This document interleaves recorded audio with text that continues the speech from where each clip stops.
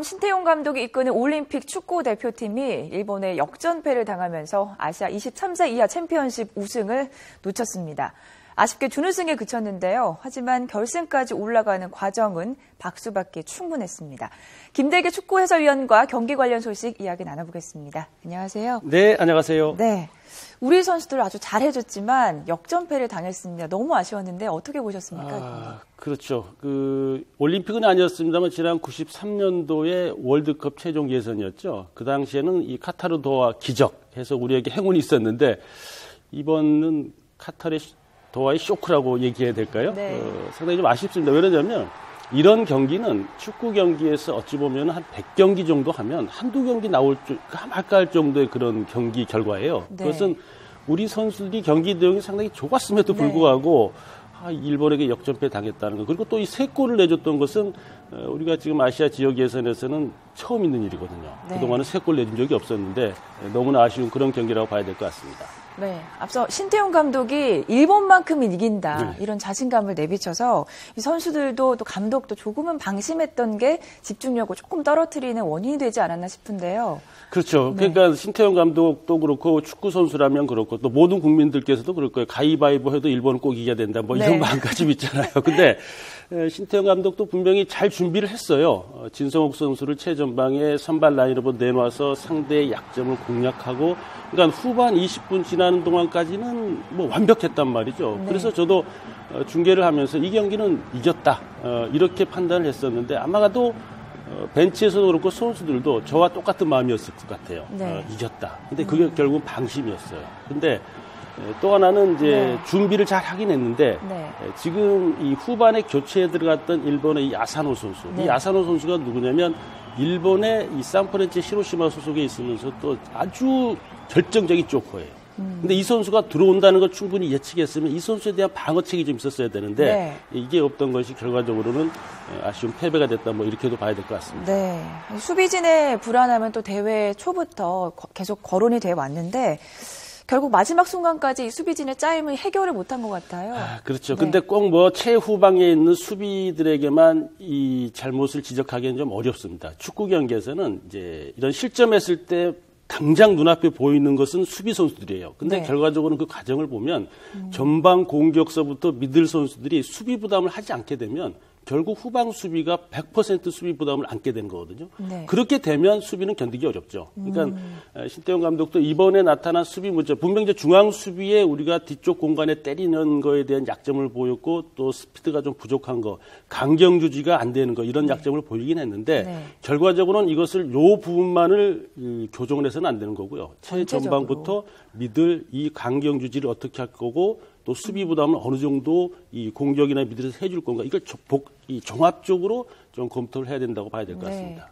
정말 이 경기 전반으로 보면 이기고 있었잖아요. 정말로. 후반 시작하자마자 2대0이 됐을 때만 해도 이겼다. 이런 생각을 할 만큼 훌륭한 경기를 해줬는데 너무 아쉬운 것 같습니다. 그렇습니다. 그러니까 황희찬 선수가 빠졌음에도 불구하고 공격력 괜찮았거든요. 이제 진성욱 선수가 몸싸움 해주고 뭐 류승우 선수 또 권창훈, 문상진 또 좌우 측면의 심상민, 이슬찬 이런 선수들이 적극적으로 가상의 공격수를 늘려주면서 아주 괜찮았어요.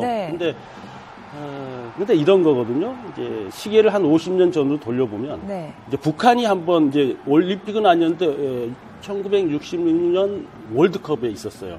그 당시에 북한이 8강으로 올라간 적이 있었는데 이제 그 당시에 이 8강에서 만난 팀이 포르투갈이었어요. 근데 그 포르투갈에게 3대0으로 이기고 있다가 잘 아실 겁니다. 에우제비오라는 그 특별한 공격수에게 내리골을 주면서 5대3 역전패를 당하거든요. 그러니까 우리도 그와 비슷한 장면이 나타나고 말았거든요. 그러니까 이 전반전 후반 20분까지 잘하다가 이제 뭐 이런 장면들이에요. 그러니까 수비 뒤쪽 공간을 내주면서 뭐 저런 학점들이 나타나가지고 결과적으로는 이 믿기지 않는 역전패를 당하는 거. 그러니까 제가 전자에도 말씀드렸습니다만 이런 내용을 하면서 결과를 이렇게 역전패를 당한다는 것은 축구 경기 같은 연령대에서 한 100경기 하면 한두 경기 나올 거 말까 한 그런 경기였어요. 그러니까 너무나 아쉬운데 이거는 우리 선수들이 뭐 사실 패하긴 했습니다만 정말 돈 주고도 배울 수 없는 그런 교훈으로 삼아야 되지 않을까 하는 생각이 듭니다. 네, 맞습니다. 네.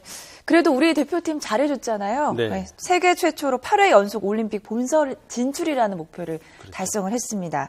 역대 최악체라는 평가를 그동안 받아왔는데 딱 그 얘기에 반전을 딱 할 수 있는 그런 결과를 만들어낸 것 같아요. 그렇죠. 뭐 신태용 감독이 형님 리더십이라고 할까요? 매력이 있어요. 네. 성남 FC에 있을 때, 성남이라에 있을 때죠. 그 당시에는 그 감독할 때도 상당히 감독으로서 어떤 정말 좀 카리스마도 좀 보였고 선수 시절 못지않는 지도자로 변신 성공적이었고. 근데 이번 올림픽호는 사실은 이제 모든 전문가들이 약체라고 봤죠. 지난 이제 런던 이 올림픽 선수들 구성에 비해서 본다면요. 근데 그 선수들을 어떤 조직화해서 이번 올림픽 대회, 아시아 대회에 나가서 경기 내용을 하면 할수록 좋아지게 만들었고 또 새로운 스타를 발굴했고 뭐 여러 가지 이런 게 해서 신태용 감독으로서는 어쨌든 우승컵을 거머쥐고 오지 못했지만 상당히 지도력을 발휘했다 뭐 이렇게도 평가할 수 있을 것 같습니다. 네. 또 특히 권창훈과 류승훈, 또 황희찬, 문창진 이런 선수들이 자신의 실력을 입증을 한 것 같은데요. 이 선수들이 올림픽 본선에서도 충분히 경쟁력이 있을까요? 그렇죠. 그거 선택은 신태용 감독이 하겠지만 근데 이번에 보여준 어떤 능력치를 본다면 역시 4명의 그 선수는 확실한 거겠죠. 그러니까 지금 사실은 이제 이 황희찬 선수도 그렇고 지금 이제 권창훈 선수를 제한 나머지 선수들은 일반 우리 축구 팬들께는 잘 알려지지 않았던 선수들이었어요. 근데 이번 대회를 통해서 뭐 문창진 선수랄지 또 지금 이 황희찬 선수랄지요. 뭐 이런 선수들이 이제 알려지겠고 또 박용우 선수 또 뭐 좌우 측면의 심상민 또 뭐 이슬찬 뭐 김동준 골키퍼 이런 선수들이 이제 일반 축구 팬들에게 알려지게끔 한 그런 계기가 됐잖아요. 그러니까 아마도 제가 봤을 때는 그 방금 말씀하신 4명의 선수는 큰 우리 지금 23세 이하의 뼈대를 이룬 선수니까 분명히 갈 걸로 보여집니다만 그 선택은 뭐 신태용 감독이 해야 되겠죠. 네. 이번 경기를 통해서도 그래도 신태용 감독이 합격점을 받은 것 같습니다. 그렇죠. 변화무쌍한 전술 운영과 또 절묘한 용병술이 빛났는데요. 어떻게 보셨는지 또 말씀해 그러니까 주시죠. 이 신태용 감독이 선수 시절에도요. 진짜 그 야전 사령관, 그러니까 감독은 아닌데 선수로서의 감독 역할을 했던 선수의 마감을 했어요. 그 이후에 이제 감독으로 변신했는데 좀 어딘가 모르게 좀 불안불안한 감이 있는데 뭔가 매력이 있는. 그러니까 신태용 감독만이 가지고 있는 뭐 지장, 덕장, 용장 뭐라고 표현해야 될지 모를 정도로 뭔가 카리스마는 있단 말이죠. 근데 제가 조금 당부의 말을 우리 신태용 감독에게 한다면 자신감, 확신 이런 건 사실은 주관적인 거거든요.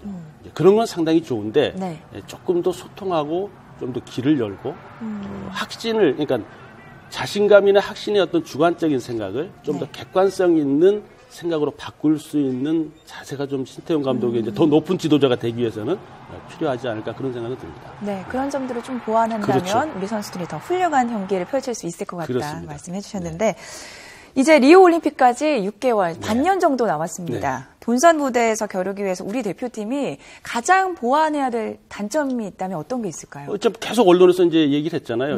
제가 조금 전에도 말씀드렸습니다만 이제 수비에 대한 안정. 그러니까 이제는요 아시아 무대에서의 이런 경기력은 사실은 우리 대한민국은 아시아 지역에서 그래도 호랑입니다. 우리 팀을 만난다 그러면 상대 팀이 좀 주저앉게 되고 좀 움츠라고 좀 위축되는 그런 경기인데 근데요. 우리가 지금 이 브라질 리우에 가서 세계 무대에 있는 팀들과 맞붙게 되면 상황은 틀려져요. 그러니까 수비를 더 견고하게 하지 않으면 우리가 약간의 수비의 허점이 보였다 하더라도 아시아의 지역에서는 그래도 어느 정도 이렇게 좀 넘어가는데 본선 무대 가면 그게 아니거든요. 그래서 신태용 감독이 얘기했던 그러니까 지난 2012년도 런던 올림픽에서 확보했던 동메달 그 이상의 성적을 낸다면 수비를 얼마만큼 조직화시키느냐 이게 가장 큰 관건이 될 것 같아요. 그리고 또 이제 뭐 와일드카드 이 문제도 상당히 좀 중요하겠죠.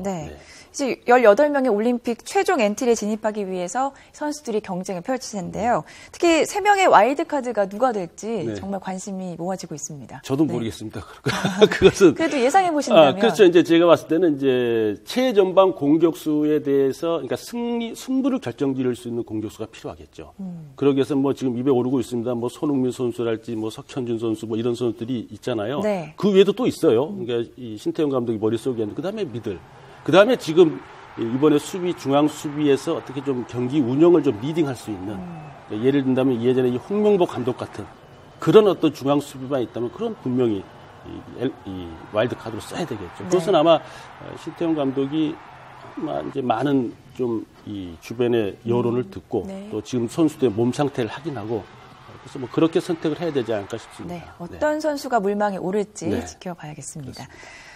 열심히 싸워준 우리 선수단, 이제 오늘 오후 인천공항을 통해서 귀국을 하는데요. K리그 소속 선수들이 주축인 만큼 또 앞으로 시즌 준비에 돌입하게 될 텐데, 앞으로의 계획은 어떻게 될까요? 선수들 일단 조금 들어오면 이제 컨디션 회복 훈련을 좀 팀에 복귀하더라도 해야 되겠죠. 지금 이제 K리그가 곧 있잖아요. 지금 동계 훈련 중 한참 중이고 또 해외 전지 훈련 나가 있고 팀들은 이제 복귀를 하게 될 텐데, 네. 이제 신태용 감독이 이제 6개월 정도 남아있는 이제 올림픽 본선 무대에 가서 이제 성적을 내려면요. 지금 들어오는 선수들이 본인들 팀에 가서 경기를 뛰어야 돼요. 그러니까 지금 K리그의 규정상 23세 이하 선수들이 2명 등록해서 1명 의무적으로 뛰게 되는 규정이 이번 선수들에게 상당히 좋은 경기 결과를 낳기도 했는데 네. 실질적인 것은 나머지 기간 K리그가 시작 스타트가 되고 해외 리그에 나가 있는 선수들도 실전 경기에 무조건 주전급으로 뛸 수 있도록 노력을 해야 됩니다. 그래서 그 선수들이 모아졌을 때 비로소 본선 이후에 가서 좋은 결과를 낳지 않겠나 하는 생각이 듭니다. 네. 어제 축구 경기 너무 아쉬웠지만 우리 선수들 수고 많았고요. 네, 앞으로의 활약도 기대해 보겠습니다. 오늘 김대길 축구 해설위원과 경기 관련 소식 이야기 나눴습니다. 고맙습니다. 네, 감사합니다.